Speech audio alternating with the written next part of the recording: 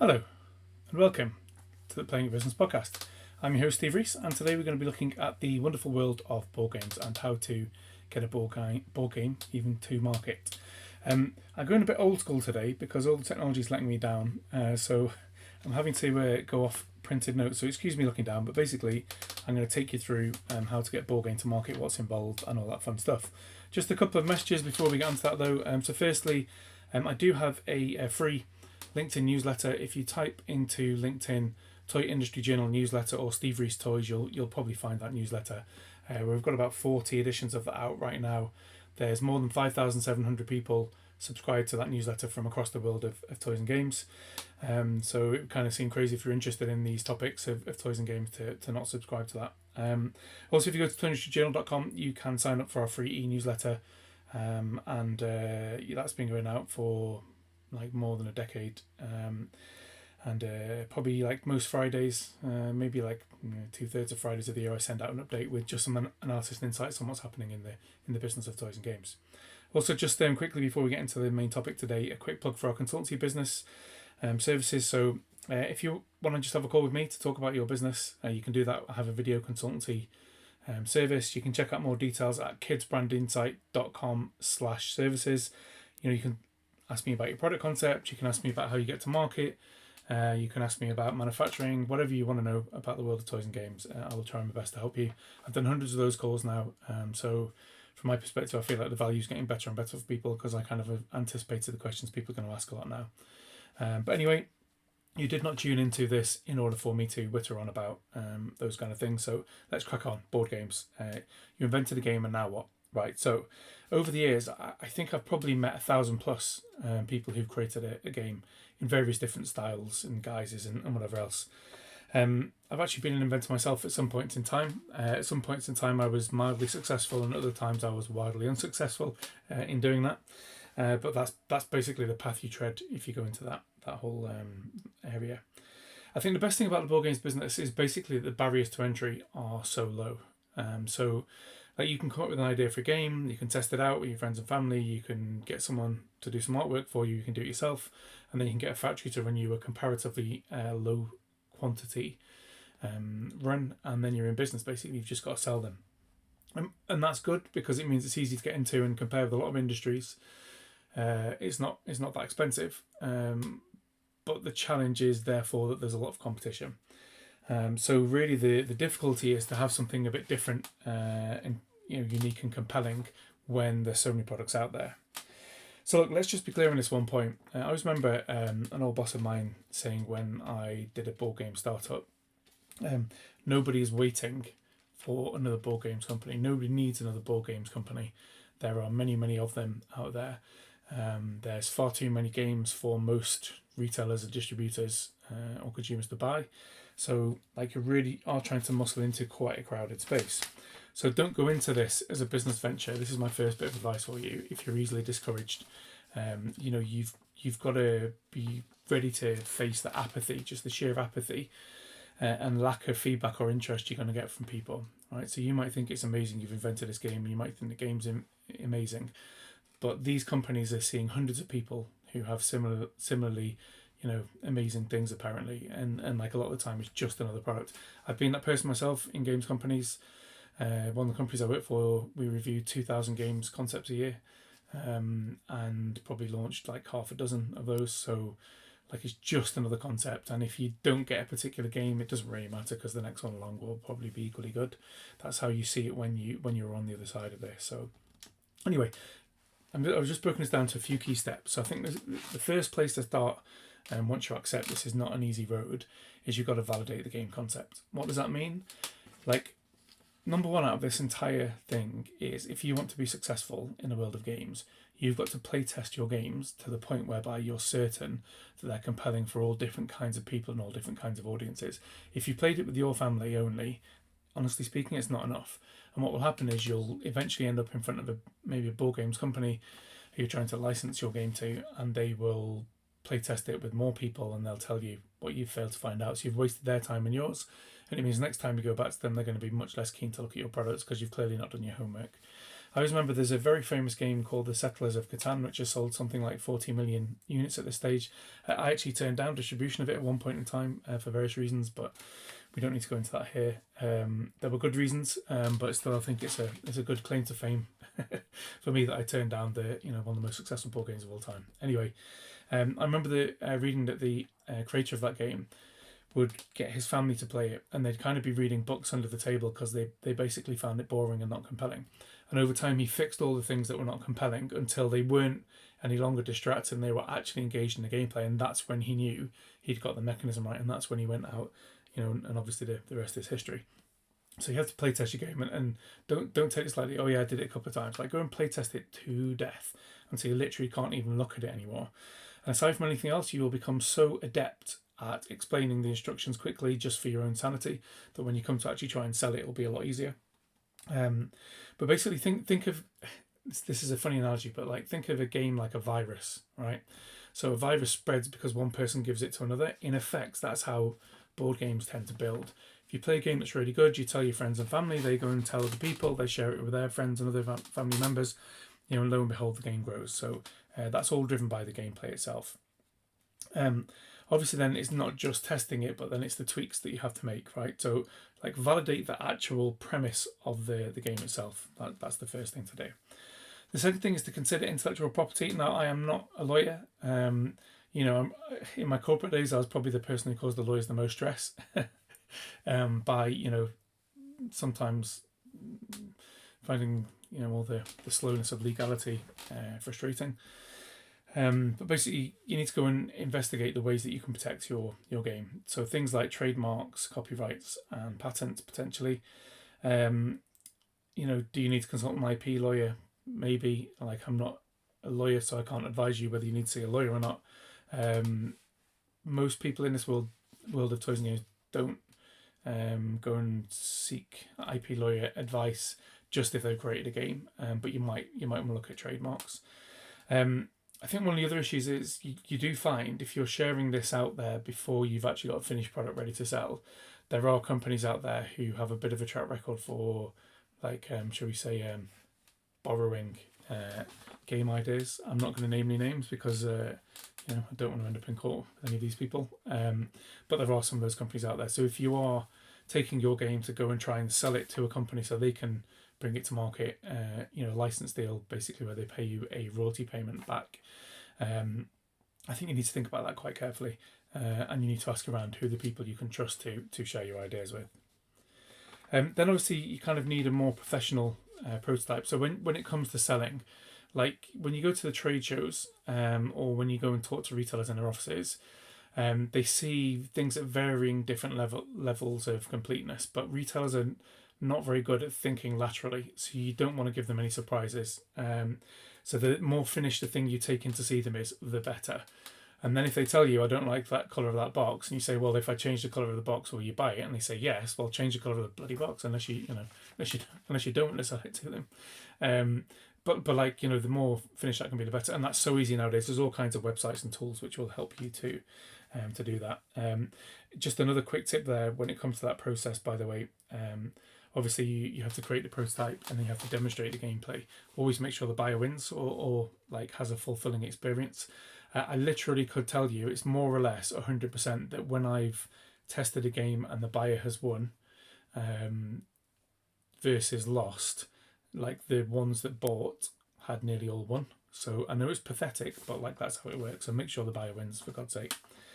I think, but you also have to understand as well is the broader context that you're working in, right? So, like I say, there's thousands of games. So, if you go to the Gen Con in the USA or Essen in Germany, or even just go into the shops or go online at Amazon, there are thousands of games out there.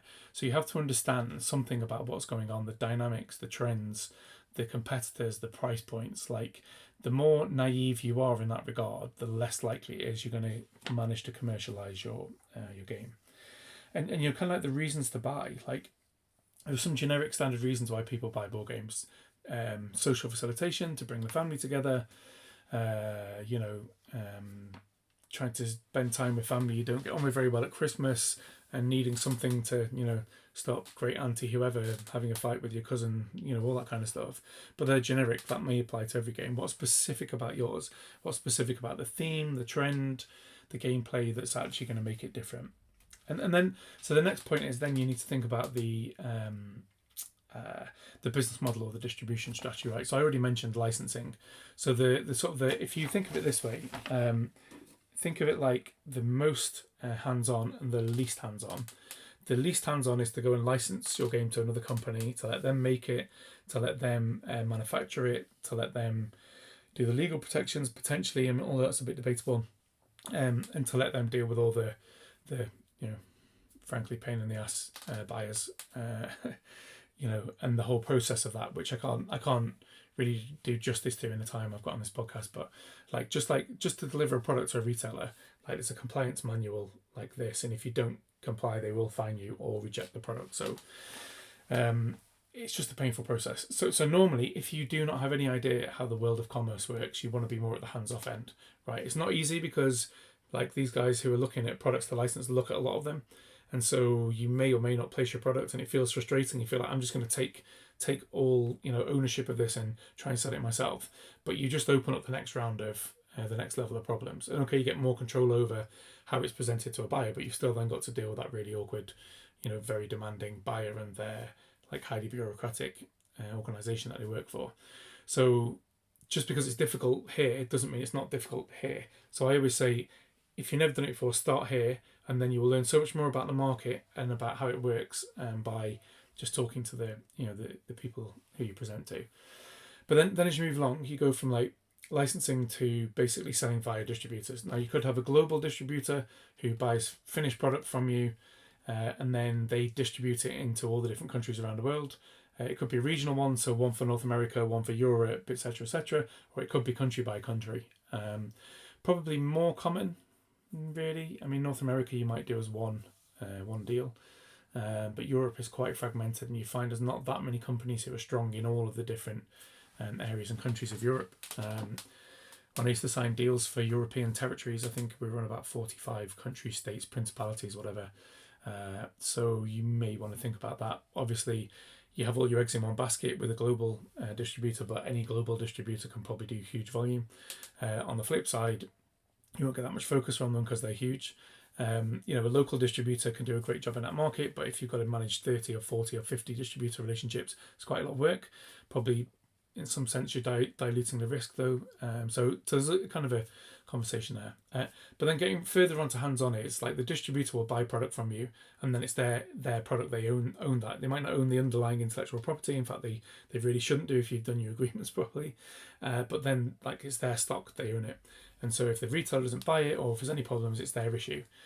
That's quite a good way to do things, I would say, because you get closer to the kind of final decision makers. You have more control over the distribution channels and pricing, etc. But you don't have the full risk of the inventory, right? And on the furthest kind of hands-on is basically you manufacture it at your own risk, and then you try and sell it. The only thing I'd have to say about this is it's a lot easier to manufacture it than it is to sell it.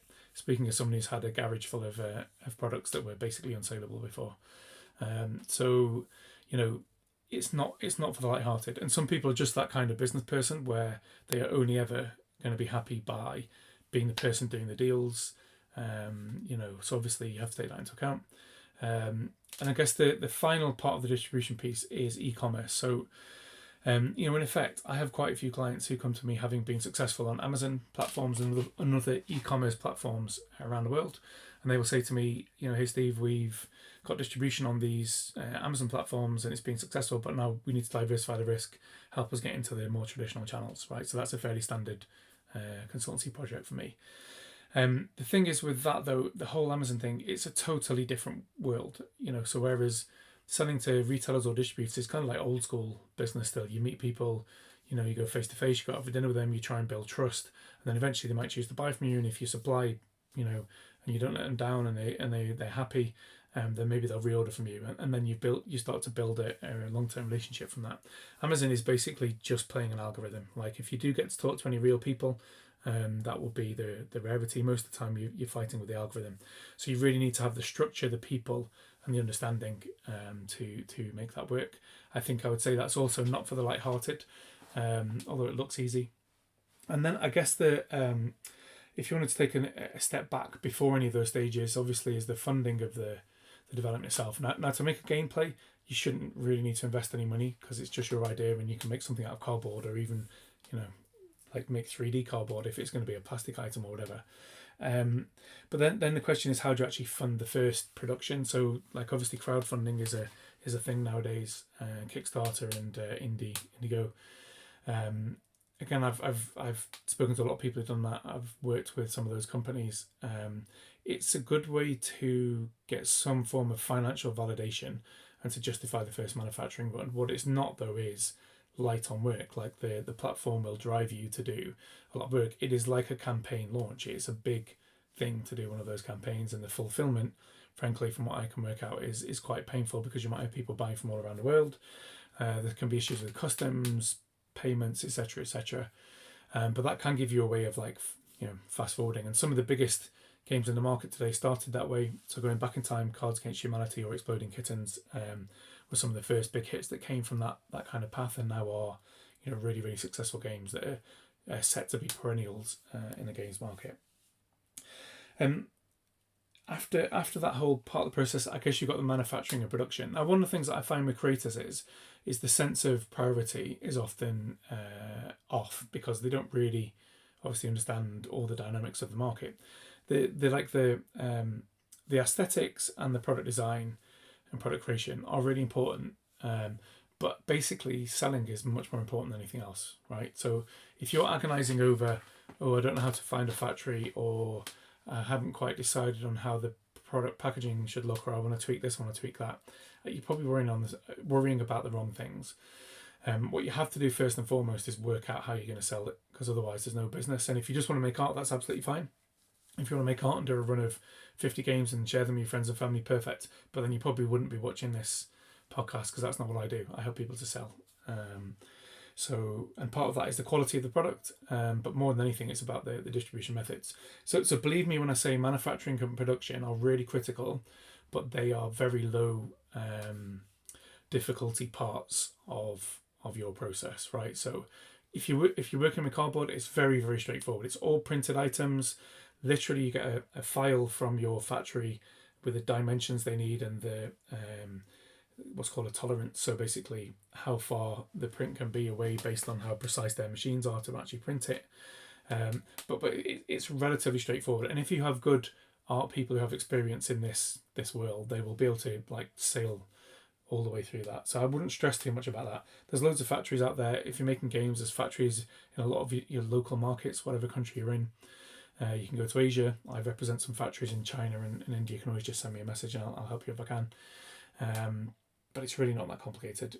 So what you need to do is get a quote for the manufacturing price, which will obviously then be part of your financials, which drive your selling price for distributors or retailers or by e-commerce. And then I guess we move on to, after that, like how you actually launch the game and market the game. Now, if you're working with a distributor, like sometimes the marketing will be something that they do. Sometimes the product packaging itself and how it looks is actually the primary marketing method. Excuse me. That's the first. I've never sneezed on a podcast before. Excuse me. So like what was I saying? Marketing. Yeah. So like, I mean, there's a lot within that. And you can go from basically doing no marketing apart from throwing the product out there and hoping it lives and dies on how it looks. And a lot of products do work that way. I've had a lot of products that work just because of the clear proposition of the product and that being compelling. On the flip side, you can spend millions on marketing. In fact, you could spend billions on marketing, but it probably would not be worth it. Almost certainly wouldn't be worth it.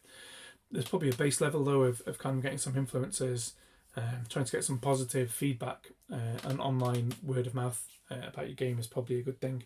But the thing is, if you've actually done your homework and actually created a good game via gameplay testing and tweaking, as I said, then really you shouldn't have to worry too much about the marketing. So one of the big, obviously, as you can see from the background behind me, but also if you look into my background, like I straddle the world of, if I can get this right around, of games and toys.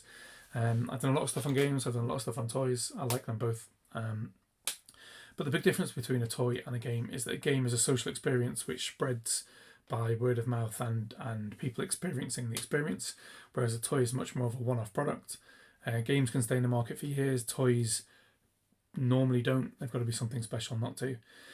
So really the best way to describe it is a toy sales curve probably looks like this: year 1, year 2 if you're lucky. If you get year 2 and year 3 off, then they're out of the market. A game should look like this: year 1, year 2, year 3, year 4, year 5. Like that's how it should generally work.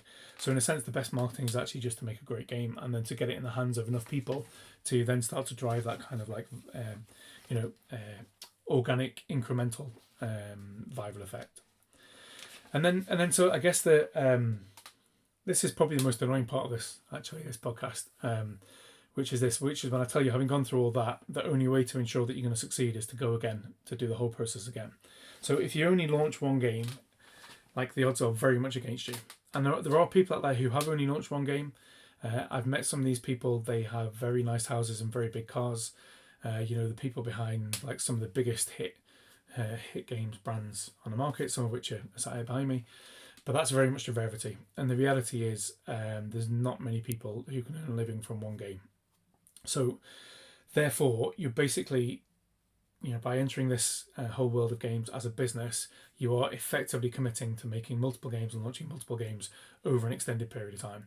I cannot guarantee you that if you launch one product, it will be successful, but I can guarantee you that unless you are completely clueless and don't listen to market feedback, that if you develop and launch 10 games, it's quite likely at least one of them will be fairly successful. Probably like 2 or 3 will be good levels of success. 3 will probably completely bomb, and then the others will be in between. But if you launch those 10 products, I guarantee you would have 1 or 2 that would probably resonate and come back year after year after year, which is kind of like the holy grail, but also the fundamental underpinning security of the games category versus some of the other businesses that are out there. So that's pretty much all we've got time for on this episode of the podcast. If you did want to know more about how to bring a game to market, I've done 2 successful board game startups. I used to manage Hasbro's family game category across Europe. I've done all kinds of things in this space. So I'll be happy to do like a consultancy call with you. If you go to kidsbrandinsight.com/services, you'll see how that works and how much it costs. Basically, it's £500 charged in British pounds because I live in Britain and I have to live here. But we can talk about anything on that call. It's normally an hour to 2 hours. I won't stop talking until you stop asking questions or until you've had enough of me. And quite often I can add extra thoughts and suggestions and even share some contacts for key people that you need to talk to. But anyway, that is pretty much all we have time for on this episode. So thank you very much for listening to episode 110 of the Playing It Business podcast. And that is pretty much all we have time for. So I've been your host, Steve Rees. This has been the Playing It Business podcast, and we'll see you next time. Thanks, and bye.